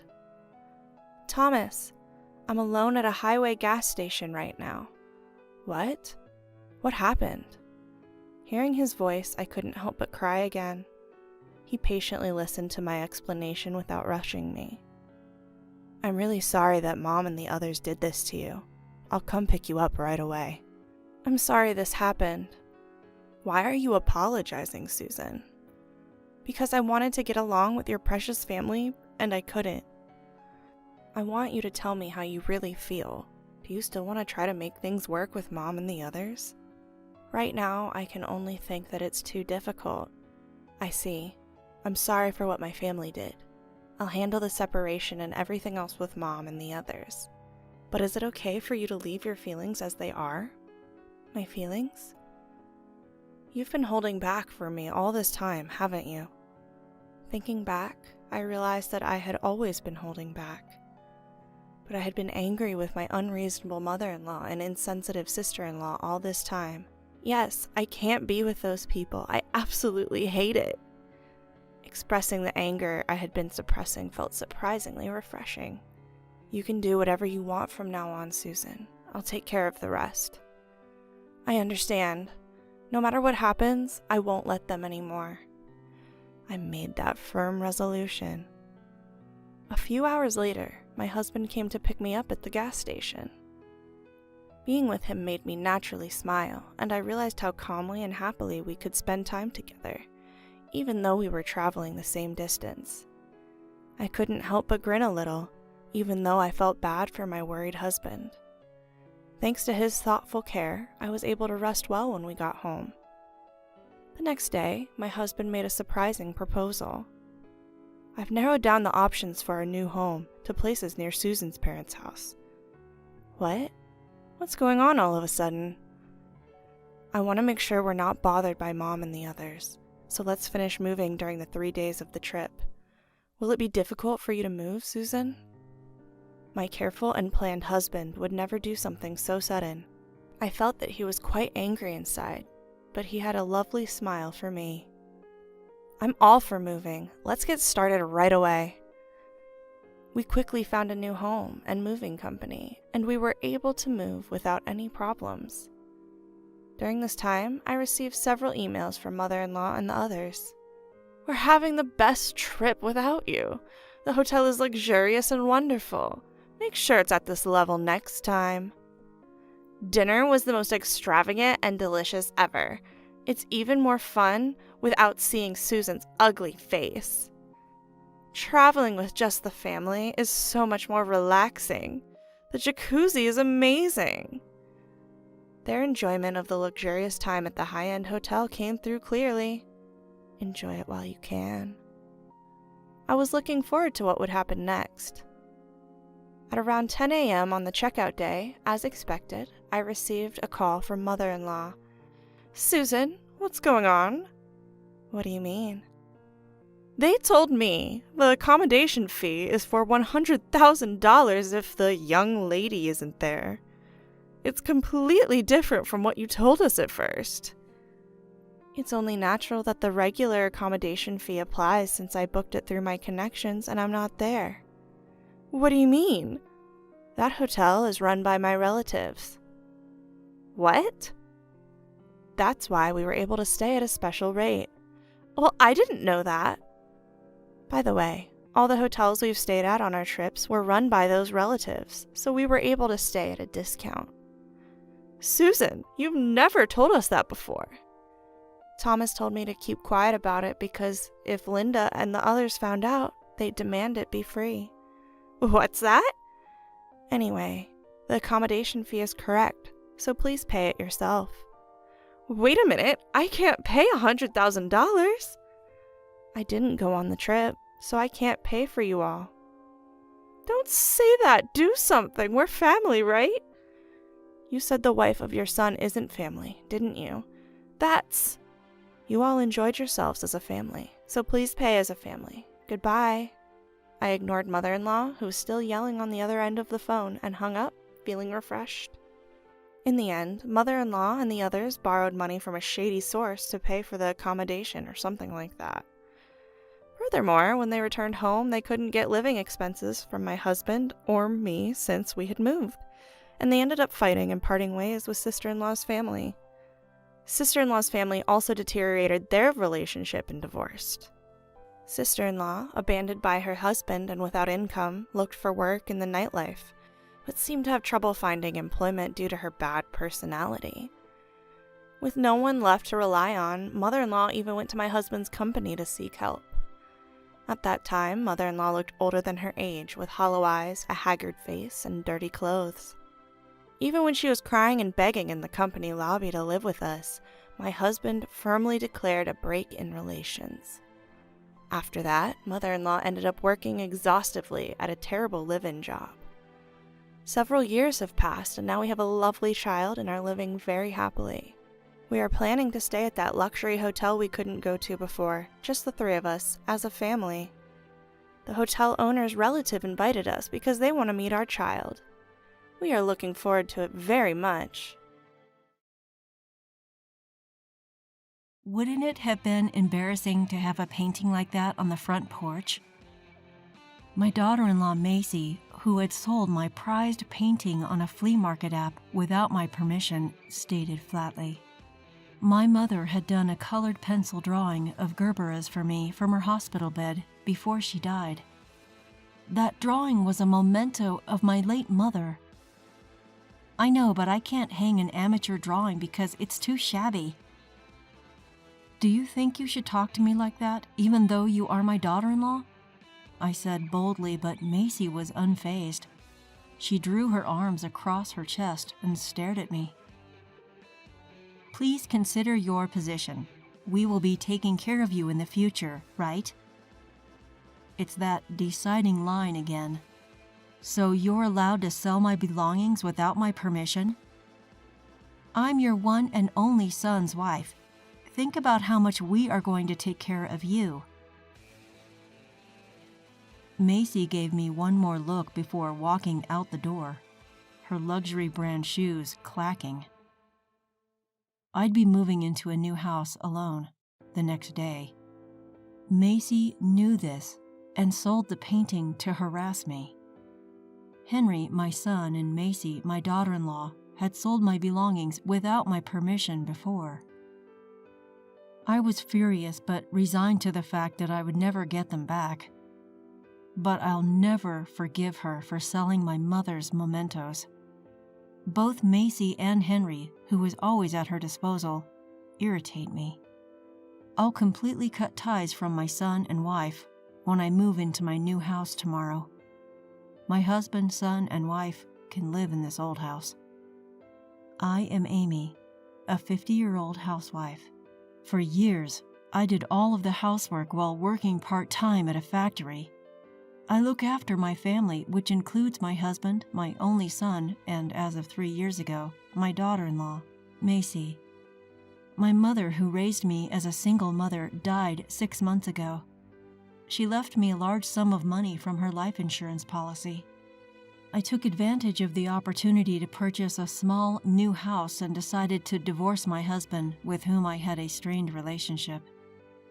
The day before I moved in, Macy sold my mother's painting without my permission. When I told my husband we were splitting up, he simply said, "Do whatever you want."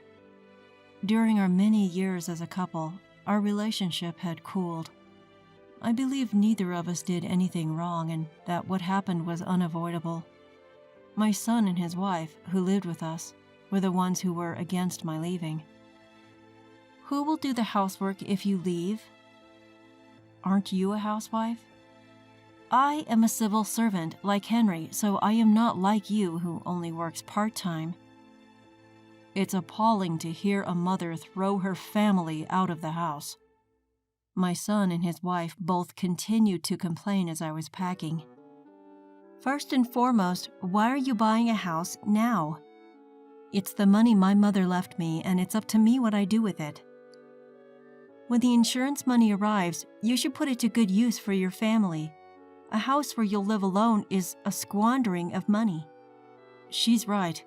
You should have shared grandmother's insurance money with us. Henry's wife was a brand-obsessed woman who never washes a single pair of underwear and is constantly taking dance, yoga, English conversation, and other classes. My son, who is at her beck and call, blames me all at the same time. This was enough for me. My friend Jane, who lives near my new house, invited me over the night I moved in to join her for dinner. My husband is out drinking today too, so I thought it would be perfect. Thank you very much. I still haven't unpacked anything. Jane's house is magnificent. She and her husband both love dogs, so they built a house to accommodate a large dog. In fact, 3 Dobermans are currently resting quietly in the living room's corner. I told Jane about Henry and Macy while eating a hamburger she had prepared for me. What's the deal with your daughter-in-law? And I'm sorry, but your son is also pitiful. Henry used to be a stronger person, but now he's at the mercy of his wife. I'm tired of it. One of the large dogs approached me and nuzzled my feet, as if to console me. It was Hannah, the female of the 3 Dobermans. Hannah is much gentler than my son. All of our dogs are smart and good.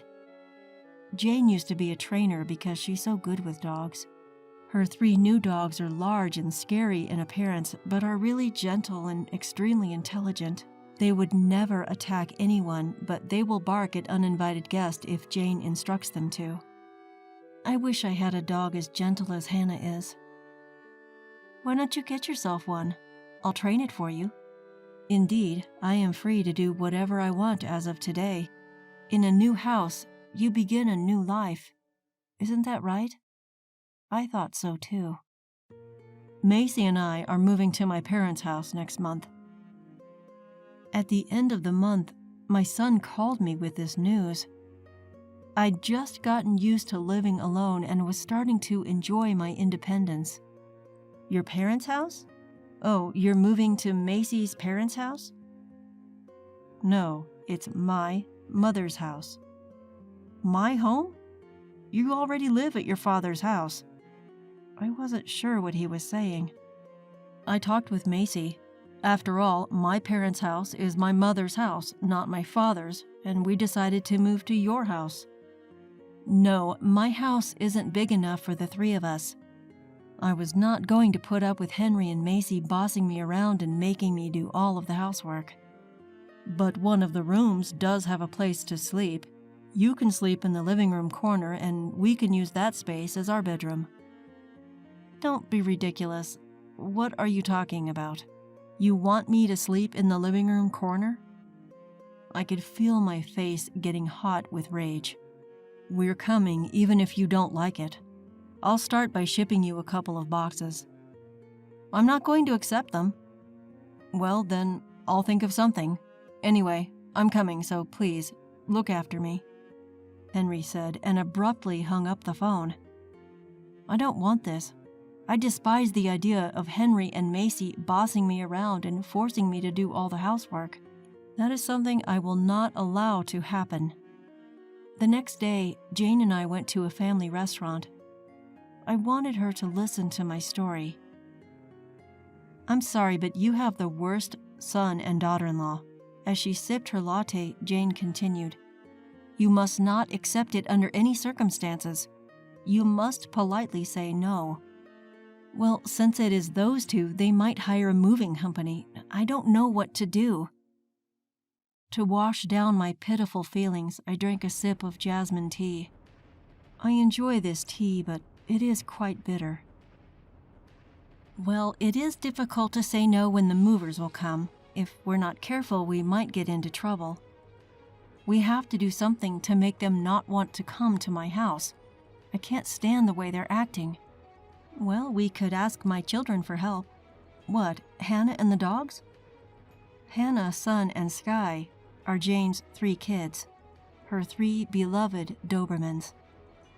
My dogs will bark, growl, and act out to some extent on command.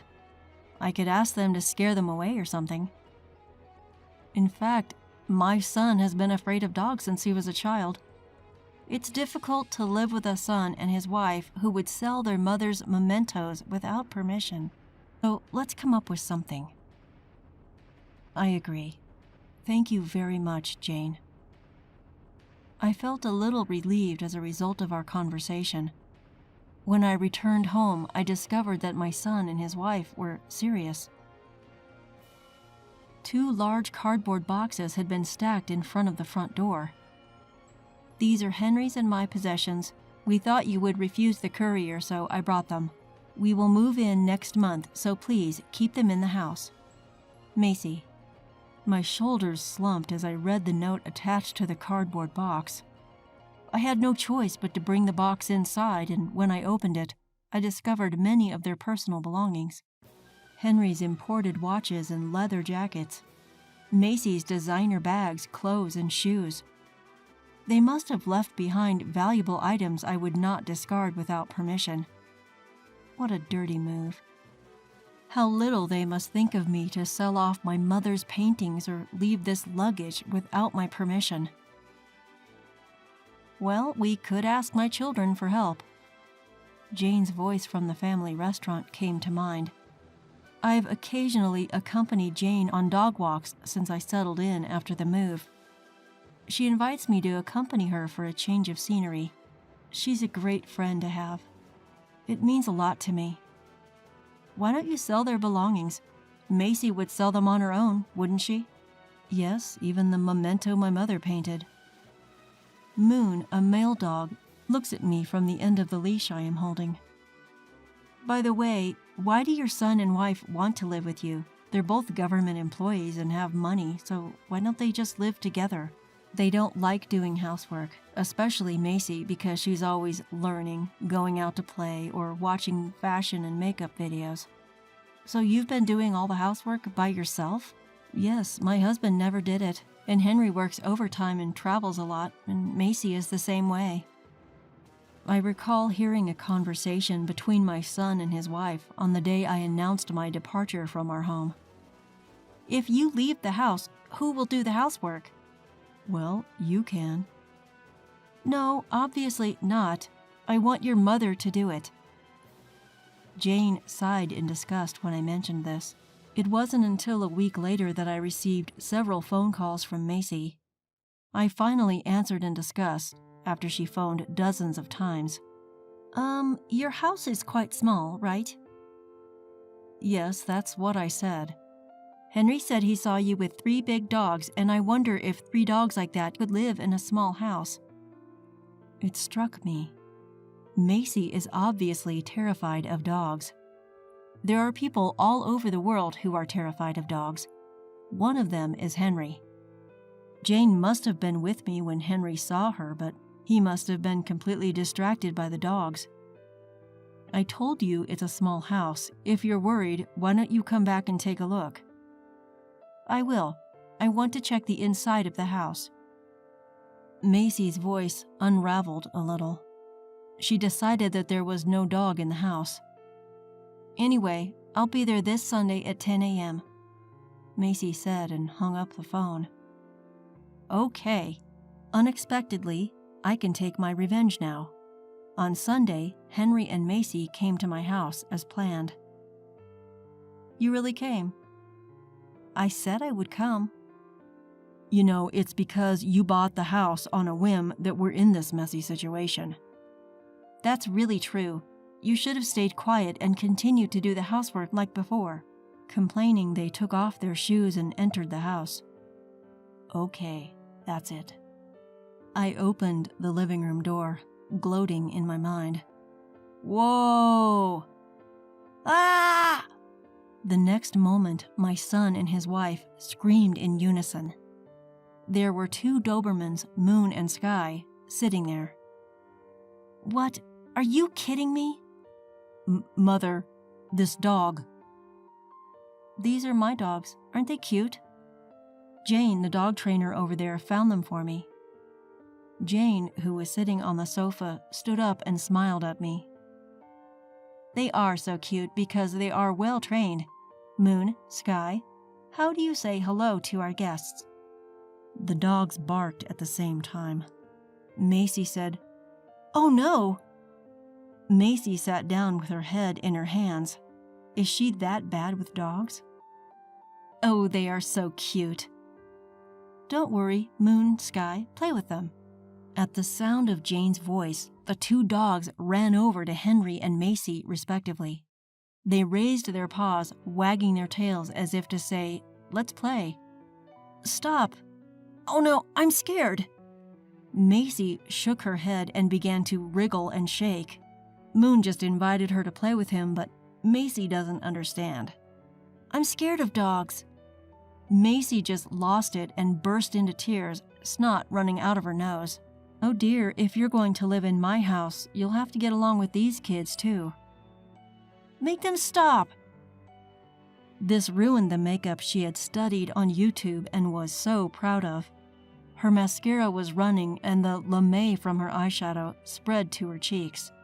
Her tears and runny nose made the high-end foundation look soggy. With this face, she was going to take the train home. "Hey, Mom, do something about it." Meanwhile, Henry, who had been jostled by the much larger Sky, fell on his backside and began to scoot away. Sky, thinking that he was playing, happily jumped on Henry. "No, stop it. The dog is too big and scary." I suddenly looked at Henry's jeans and saw that the color of his crotch had darkened a bit. He was so afraid of the dog that he had peed himself. How pathetic. "Moon, Sky, come here." Jane decided it was time to stop and called the dogs. Immediately, the two dogs left Henry and Macy and returned to her. "Moon, Sky, down."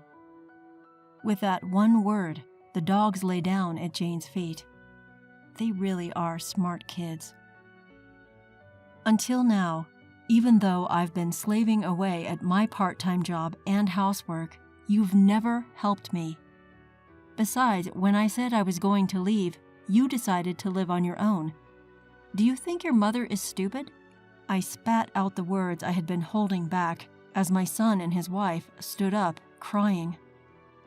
I left home because I was fed up with you. I am not your housekeeper. But doesn't that mean you have to? He's a well-trained and smart dog, and much gentler than you. Henry and Macy lacked their usual air of bravado.